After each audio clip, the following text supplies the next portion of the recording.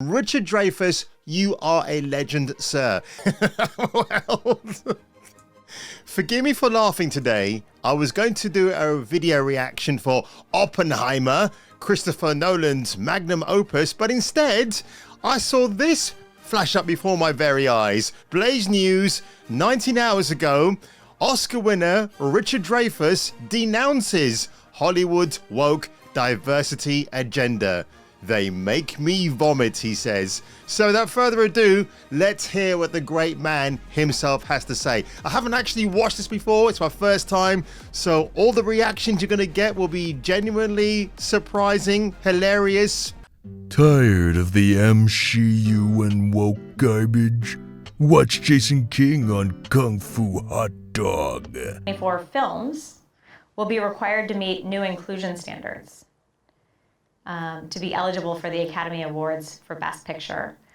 They'll have to have a certain percentage of actors or crew from underrepresented racial and ethnic groups. Of course. What do you think of these new inclusion standards for films? They make me vomit.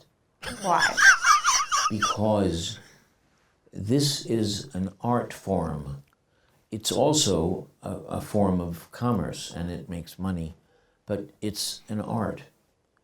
And no one should be telling me as an artist that I have to give in to the latest, most current idea of what morality is. And Yes, what a man. Common sense, folks. He says morality, I call it moronity. Is there such a word? But no, I've made it up for you right now. This presenter, I don't know who she is, but you can tell she's already got the devil eyes, hasn't she? Like, how dare you? How dare you oppose my questions and the ideology brought forth for the new Hollywood standards? what are we risking? Are we really risking hurting people's feelings? You can't legislate that. And you have to let... And that's why you have this common argument about there's only two genders, but certain people, even in education, are opposing that. It's like, shh, no, there really are more than two. But if you say that, if you dare to say that, you can have your pride flags, you can have your BLM slogans everywhere in the schools, but don't you dare say that there are only two genders. Life be life. And I'm sorry, I don't think that there's a minority or a majority in the country that has to be catered to like that. Yeah. You know, Laurence Olivier was the last white actor to play Othello. Oh. And he did it in 1965. And he did it in blackface. And he played a black man. Because that's how Shakespeare wrote the play. Brilliantly. Am I being told that I will never have a chance to play a black man?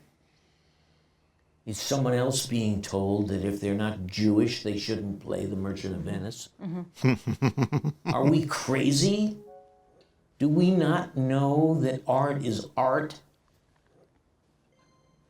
This is so patronizing. It's so thoughtless and treating people like children. Do you think there's a difference between the question of representation and who is allowed to represent other groups? That's actually a really good question. I'm taking it back about this presenter. She's actually pretty cool. Example, as you said, somebody representing the Merchant of Venice. And the case of blackface explicitly in this country, given the history of slavery and the sensitivities around black racism. Why are we bringing this up again? A difference between those? There shouldn't be. Why? Because it's patronizing. Because it says that we're so fragile that we can't have our feelings hurt. We have to anticipate having our feelings hurt, our children's feelings. We don't know how to stand up and bop the bully in the face.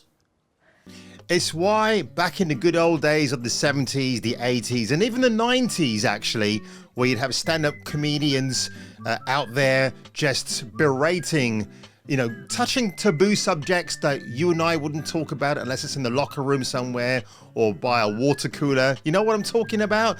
And it's great that he brings this up. And it's like, that is the problem with today's society. We're so fragile, we're so hurt, which is why Richard Dreyfuss says that it's patronizing, because you're assuming that people are going to be offended by these things. And the ironic twist of truth is that we want to see more of those things on the screen or in your favorite literary piece. We want to be shocked and awed and amazed. But now it seems that entertainment is so scared of even doing that. That's why even in video games, you have like Japanese developers who are going against the woke brigade. I'm actually making a video about that tomorrow as well, or the next day after maybe, where they just don't give a shit and they want to produce the kind of content they want to see, that they want you to enjoy.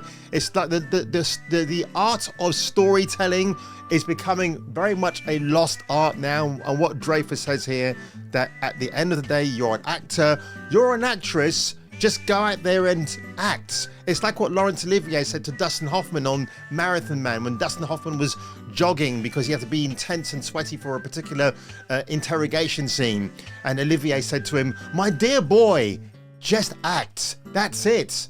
Do you think, I digress. as we tell stories about our past, that there is a fuller version of our history that is perhaps more inclusive to the diversity of the country now? Or, You know, I once worked for a guy who was making a film about the gangsters of the 30s. And I said, why did you change this incident and that incident from the reality? Because the reality was so much more interesting than what you created. And by changing it, you made it simple and smaller. And I totally believe that you can make a great film or a great painting or a great opera out of the truth first. It's like in the Saints of Newark, which I saw last year, the year before. There's an incident that happens where, shall we say, a person of diversity goes around shooting other gangsters, but I think in reality, it was kind of the other way around, where a lot of people were just getting slain in that particular incident. But I guess David Chase didn't want to offend certain members of the audience who might be inclined to watch the Saints of Newark. And try that first. And then if you can't do it, then make up some nonsense. But don't tell me you can't do that history isn't that interesting. final question. In 2020, you said, quote, "I don't go to a lot of movies anymore because I don't like them. They're not very good anymore. And I probably have missed out on a bunch of really good films, but they're mostly crap." Why do you think modern films are mostly crap? Oh, can't wait to hear this. Because we're going through this strange need to not create, but to create sequels. Sequels are death. Sequels are like, or there was a sequel to Jaws. But there wasn't. No sequel. No, never. Yeah, they're trying to make it a franchise. Never came close to the brilliance of the first Jaws. And I'm very proud of that. Yeah, and well, very happy about it. I thank you for my phobia of sharks for my entire life. Me too. I admit it. I won't go in. I'm the same way. But I tell you, it's one thing to be around a generation of people who went for it, who risked it, who said, let's go for it. And they did. And they made great films. See, my man, my man, Richard Dreyfuss. You know, for the record, I love sharks. So watching Jaws didn't put me off ironically, put me off from swimming. So that's, yeah. Mr. Spielberg, thank you very much for that. And Peter Benchley, who wrote the novel himself. but so many truths to unpack from this video. It's so awesome. Richard Dreyfuss, you are a legend, sir.